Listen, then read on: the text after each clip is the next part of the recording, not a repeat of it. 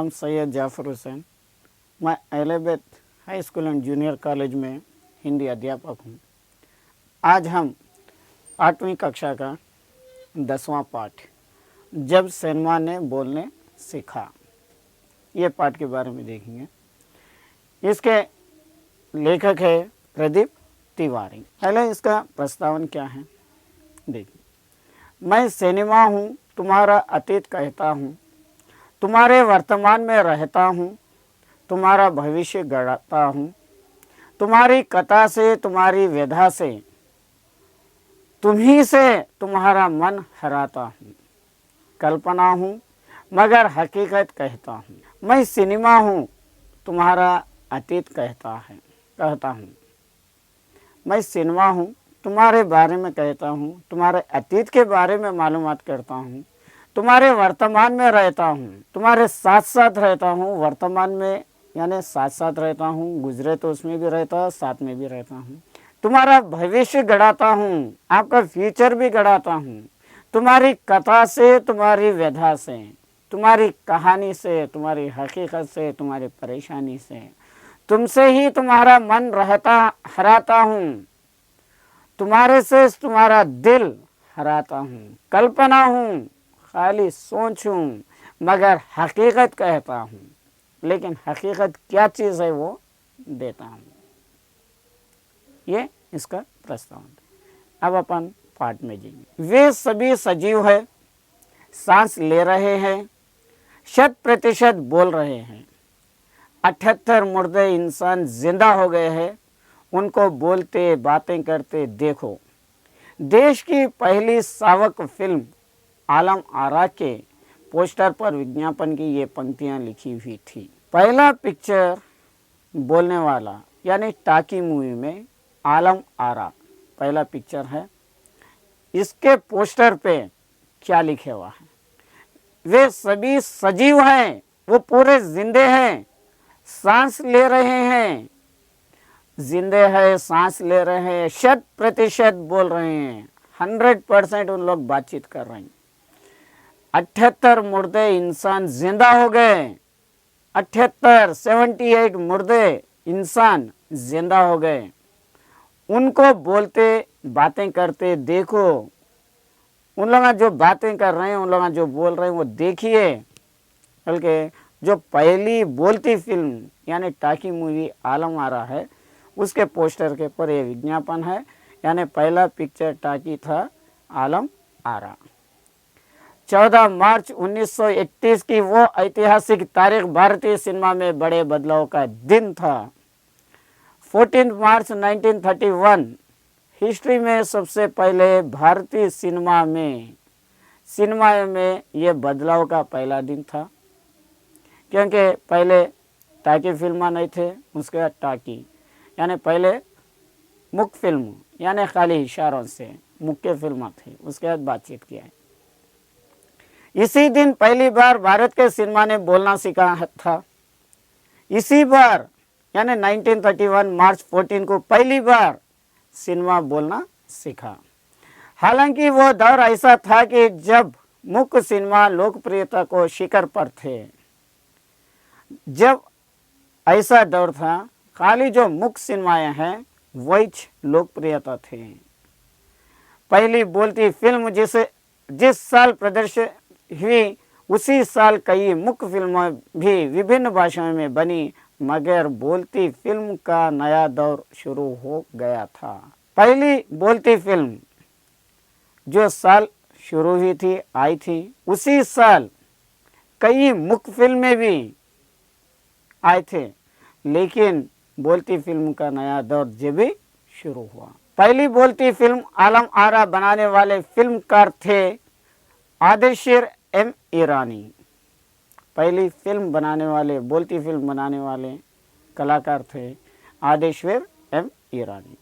आदिशेर ने 1929 में हॉलीवुड की एक बोलती फिल्म शो बोट देखी और उसके मन में बोलती फिल्म बनाने की इच्छा जागी। 1929 में आदिशेर पहली बार हॉलीवुड की एक बोलती फिल्म देख के आए थे। वह फिल्म का नाम है शो बोट। ये पहली फिल्म थी। देख के आए थे बोलती फिल्म, उसके बाद इनके दिल में यह ख्वाहिश हुई कि मैं भी बोलती फिल्म बनाना। पारसी रंगमंच की एक लोकप्रिय नाटक के आधार बनाकर उन्होंने अपनी फिल्म की पटकथा बनाई।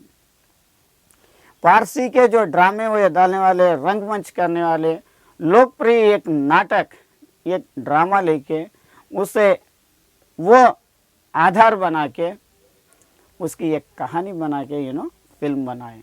इस नाटक के कई गाने ज्यों के त्यों फिल्म में ले गए हैं। जो ये नाटक में जो गाने थे वो जैसे के वैसे, क्योंकि जब पहली बोलती फिल्म थी गाने वाले नहीं थे, कोई नहीं थे, इसलिए एक थे।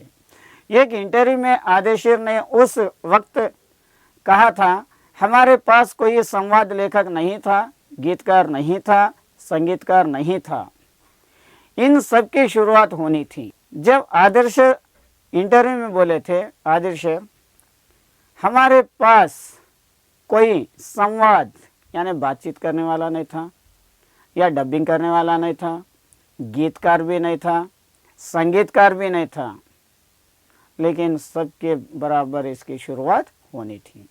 आदिलशर ने फिल्म गाने के लिए स्वयं की धुनें चुनी। आदिलशर क्या है, फिल्मों के लिए अपने गाने ही, अपनी आवाज़ ही चुन लिए। फिल्म के संगीत में महज 3 वाद्य तबले, हारमोनियम और वायलिन का इस्तेमाल किया गया। ये फिल्म में संगीत के लिए 3 वाद्य, 3 इंस्ट्रूमेंट इस्तेमाल करे। एक तबला था, दूसरा हारमोनियम था, तीसरा वायलिन था। आलम आरा में संगीतकार या गीतकार में स्वतंत्रता रूप से किसी का नाम नहीं डाला गया। जो आलम आरा पिक्चर में संगीतकार कौन है, गीतकार कौन है, इन लोगों के नाम नहीं दिए गए। इस फिल्म में पहली पारसी गायक बने WM खान। इस फिल्म में पहले गाने वाले थे WM खान।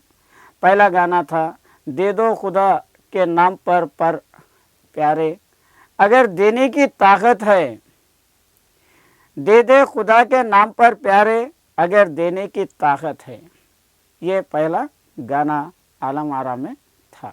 आलम आरा का संगीत उस समय डिस्क फॉर्म में रिकॉर्ड नहीं किया जा सका। फिल्म की शूटिंग शुरू हुई तो साउंड के कारण ही इसकी शूटिंग रात में करनी पड़ती थी। आलम आरा के वक़्त, उस संगीत के वक़्त डिस्क फॉर्म रिकॉर्डिंग करने के स्टूडियो नहीं थी, इसलिए ये फिल्म की शूटिंग हमेशा रात में होते हुए आई। मुख्य युग की अधिकतर फिल्मों को दिन के प्रकाश में शूट कर लिया जाता था। अगर से ताकि फिल्म ना हो के दूसरे फिल्म रहते थे तो वो क्या है, दिन के टाइम पे शूट कर लेते थे, क्योंकि उसको बातचीत करने की ज़रूरत नहीं थी। मगर आलम आरा की शूटिंग रात में होने के कारण इसमें कृत्रिम प्रकाश व्यवस्था करनी पड़ी। ये आलम आरा की शूटिंग रात में होने की वजह से सेटिंग्स ज़्यादा करना पड़ा। जो रोशनी के लिए, उसके लिए जो नेचर ना हो के दूसरे डालना पड़ा, डबिंग, डुप्लीकेट्स। यहीं से प्रकाश प्रणाली बनी जो आगे फिल्म निर्माण का ज़रूरी हिस्सा बनी। यहाँ से जो रोशनी बताने के जो डबिंग्स ये बने हुए हैं, यहाँ से शुरू हुए। आलम आरा ने भविष्य में कई स्टार और तकनीक तो दिए हैं ही। आदर्श की कंपनी तक ने भारत के सिनेमा के लिए 150 से अधिक मुख्य और लगभग 100 सहायक फिल्म बनाई है। आलम आरा के बाद भविष्य में स्टार बनते गए, तकनीक दिए गए। आदर्श की कंपनी में भारतीय के सिनेमा में 150 से अधिक मुख्य फिल्में थे और लगभग 100 से अधिक सहायक फिल्में बनी। Alam Ara film Arabian nights जैसी फैंटेसी थी। आलम आरा का जो फिल्म है अरेबियन नाइट्स, जो सीरियल्स आते रहते उसके बराबर इसकी भी फैंटेसी थी। फिल्म ने हिंदी, उर्दू के मैथिली हिंदुस्तानी भाषा के लोकप्रिय बनाया।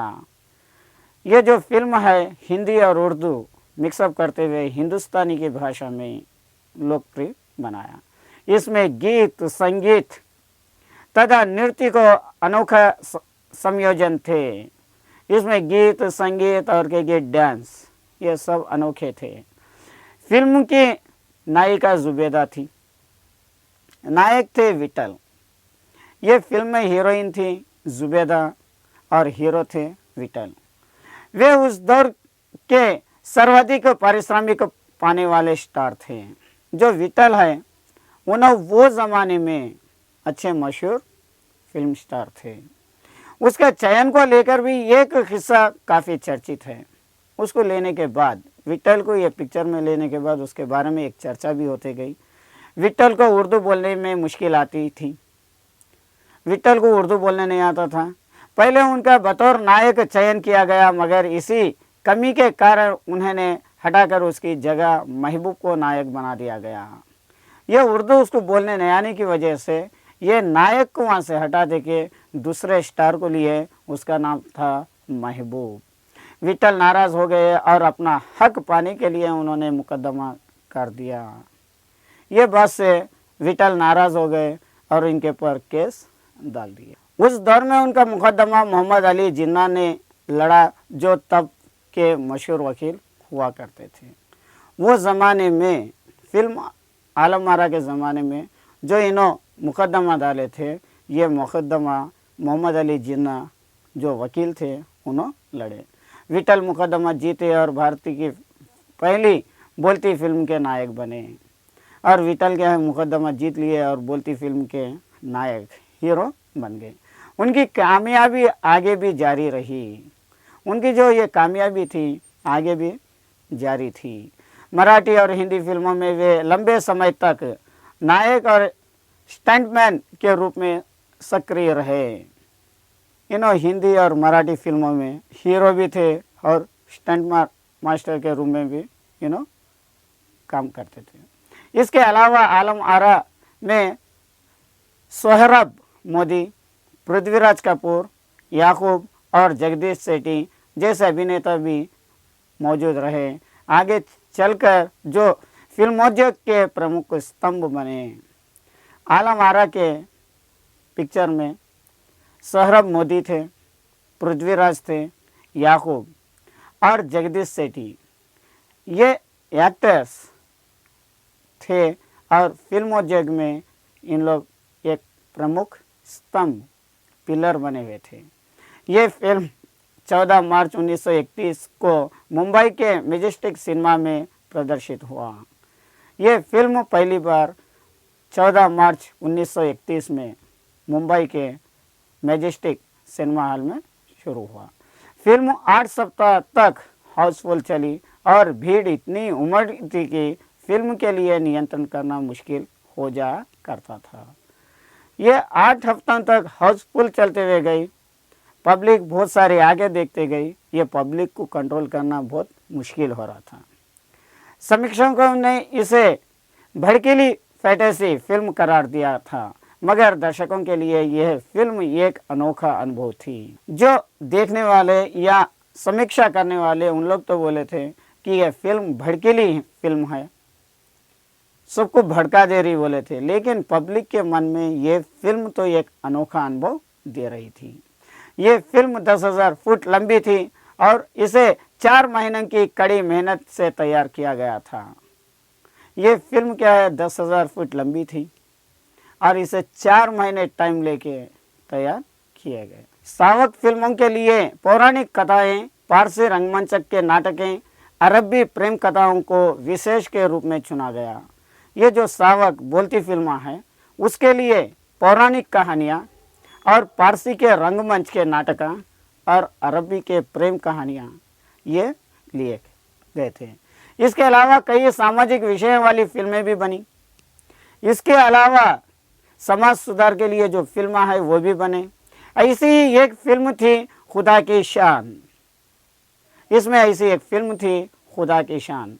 इसमें एक किरदार महात्मा गांधी जैसा था।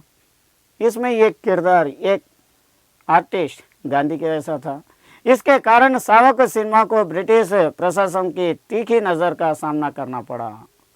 ये गांधी जी का रोल इसमें देने की वजह से अंग्रेज़ों से, जो अंग्रेज़ राजा थे, बादशाह थे, उन लोगों से नाराज़ होना पड़ा।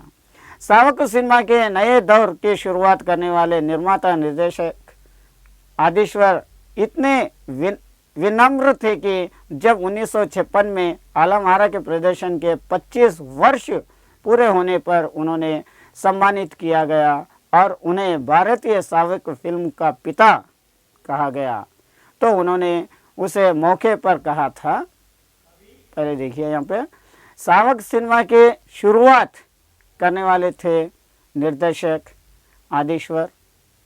उन्होंने 1956 में आलम आरा के 25 साल पूरे होने के बाद उनको सम्मानित किया गया। तो यह सम्मानित करते वक्त इनको क्या बोल के सम्मानित किया गया? भारत सावक फिल्मों के पिता, यानी बोलती फिल्मों के फादर कहा गया, फादर ऑफ टाकी फिल्म कहा गया। उस मौके पर आदिश्वर क्या बोले, देखिए, मुझे इतना बड़ा खिताब देने की ज़रूरत नहीं है, मुझे इतनी बड़ी खिताब देने की ज़रूरत नहीं है, अवार्ड देने की। मैंने तो देश के लिए अपने हिस्से का ज़रूरी योगदान दिया है, सिर्फ मेरे देश के लिए मैं एक हिस्सा बन के दिया हूँ। जब पहली बार सिनेमा ने बोलने सीख लिया, सिनेमा में काम करने के लिए पढ़े लिखे अभिनेता अभिनेत्रियों की ज़रूरत भी शुरू हुई, क्योंकि अब संवाद भी बोलने थे। जैसे कि बोलने की फिल्म शुरू हुए तो जब से पढ़े लिखे एक्टर्स भी यहाँ पे आने लगे और उन लोगों की भी शुरुआत हुई, क्योंकि पिक्चर्स में डायलॉग्स देना है। सिर्फ अभिनय से काम नहीं चलने वाला, सिर्फ एक्टिंग करने से काम नहीं चल रहा। मुख्य फिल्मों के दौर में तो पहलवान जैसे शरीर वाले, स्टंट करने वाले और उछल कूद करने वाले अभिनेताओं से भी काम चला जाया करता था। अगर से बातचीत नहीं करने वाले फिल्म आ रहा है तो वहाँ पे अच्छे पहलवान भी रहें दो, या स्टंट करने वाले रहें दो, या नाचने वाले रहें दो, उछल कूदने वाले रहें दो, उन लोगों से ये फिल्म बना लेते थे। अब उन्हें संवाद बोलना था और गायक की भी प्रतिभा का कद्र भी होने लगी थी। अब यहाँ पे बोलने लगना था, डायलॉग्स करने का था, और गानों के लिए भी गायन के सिंगर्स को चुनने का भी मौका मिला।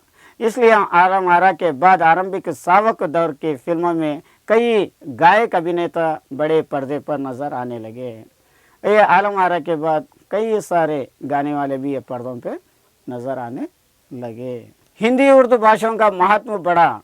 हिंदी और उर्दू के लैंग्वेज का इम्पोर्टेंट क्या है तो बढ़ गया। सिनेमा में ध्येय और तकनीकी की भाषा की जगह जन प्रचलित बोलचाल की भाषाओं का दाखिला हुआ। पहले के कुछ लोगों से बातचीत करने लगाते थे, या नहीं तो कंप्यूटर्स पे, या नहीं तो किससे भी निकाल के करके बातचीत होते थे, यानी डबिंग करते थे। अब तो जिसका उन्हें बोलचाल करने की शुरुआत हुआ। सिनेमा ज़्यादा ऐसे ही हुआ, ज़्यादा सिनेमा ऐसे थे। ये एक तरह की नई आज़ादी थी जिससे आगे चलकर हमारे दैनिक और सार्वजनिक जीवन का प्रतिबिंब फिल्मों के बेहतर होकर उभरने लगा।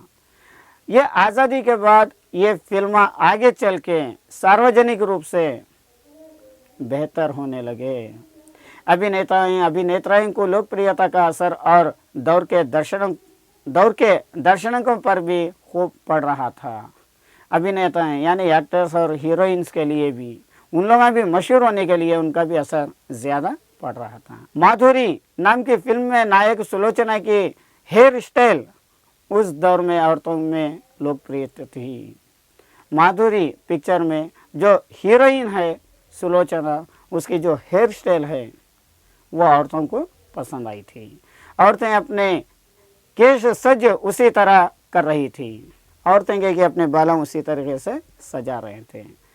आदेशर ईरानी की फिल्मों में भारतीय के अलावा ईरानी कलाकारों ने भी अभिनय किया था। आदर्श ईरानी के फिल्मों में जो भारतीय हिंदुस्तानियों के अलावा ईरानी के लोग भी काम करते थे।